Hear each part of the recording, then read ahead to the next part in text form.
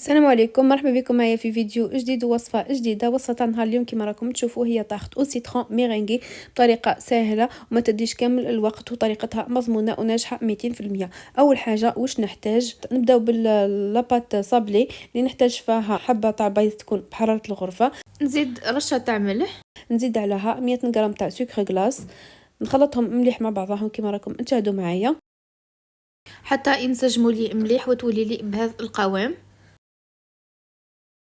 ومن بعد نزيد عليها 250 غرام تاع الفرينه، ونزيد عليها هنا عندي 150 غرام تاع زبده تكون طريه. انا كنت فوتها، هي كانت يابسه شويه، فوتها شويه في الميكرووند و نطريتها، يعني ما لازمش تجروها تذوبوها، جوست ما تطرى لكم برك وصاي، لانه سينو تقدروا تجبدوها ليله من قبل هكا باه تطرى لكم تولي بحراره الغرفه.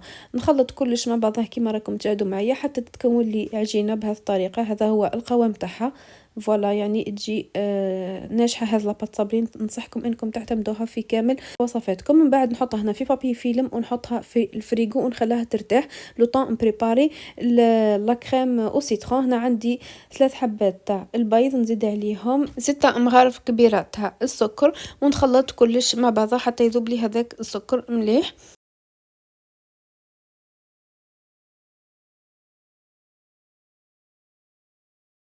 من بعد نزيد له مغرف كبيره تاع النشا او المايزينا، ونخلط كامل مع بعضهم حتى تختفي يعني هذيك النشا تاعي ما يبقاش يبان لي. هنا عندي في كاسرونه واش ندير، عندي كاس غير ربع تاع عصير الليمون، نزيد عليه زيت تاع حبه ليمون، ونحطهم على نار حتى يتغلى لي هذاك القرص تاعي. اون فوا يتغلى لي نهزو ديريكتومون ونصبو بالتدريج كما راكم تشاهدوا على البيض تاعي، ونخلط كلش مع بعضهم. من بعد نعاود نرجعهم للكاسرونه ونعاود نحطهم على النار ونخليهم حتى يعقدوا لي مليح. ومن بعد كما تشوفوا بعد ما عقدت لي الكريمه تاعي نزيد عليها مغرف كبيره تاع الزبده، ونبقى نخلط مليح حتى تذوب لي هذيك الزبده تاعي.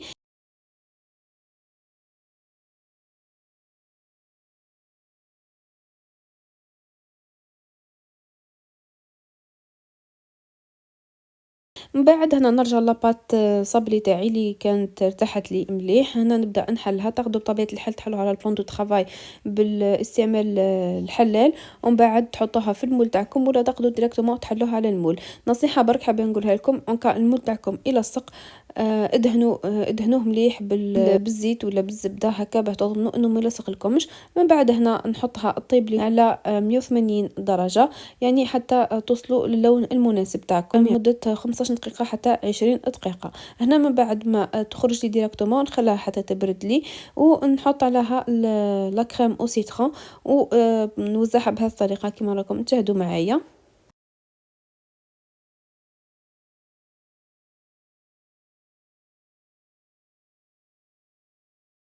ونخليها اكوتي، يعني تقدروا الخطوه الاخيره انكم ما تعملوهاش اذا ما تحبوش الميرانغ ولا تحبوا ديروها، يعني انتم لكم حريه الاختيار. بالنسبه للميرانغ واش نحتاج؟ عندي زوز بيض يكونوا بطبيعه الحال بحراره الغرفه، والصلادي ماذا بيكم تاعكم يكون ما فيش حتى قطره تاع ماء. نزيد عليهم 75 غرام تاع السكر، ونبدا نخلط، يعني مع الاول نخلط مليح البيض تاعي حتى يطلع لي، ومن بعد نزيد عليه السكر ونخلط مليح يعني حتى يولي لي هكا كما تشوفوا ابيض. انا يعني ما كملتش ضربته خلاص مليح، يعني باه يعني يولي لي هكا دور. انا جوست يعني ضربته جوست ما تكونت يعني هكا كريمه برك وحبست، يعني ما كملتش اني نخفق فيه. يعني كل واحد وكيفاه، اذا تحبوا تخفقوه مليح ومن بعد تحطوها في لابوشادوي تاعكم وتعملوها هكا دي غزاز ولا حاجه، هذيك لكم حريه الاختيار. انا باسكو رايحه نديرو هكا دونك ما نحتاج انه اني نبقى نخفق فيه ياسر. كيما تشوفوا حطيت الميرانغ تاعي على الوجه، ومن بعد نبدا نعمل هكا حركات بالسباتول، يعني جوست بنبدلها شكل بركه هكا كومسي نزين فيها.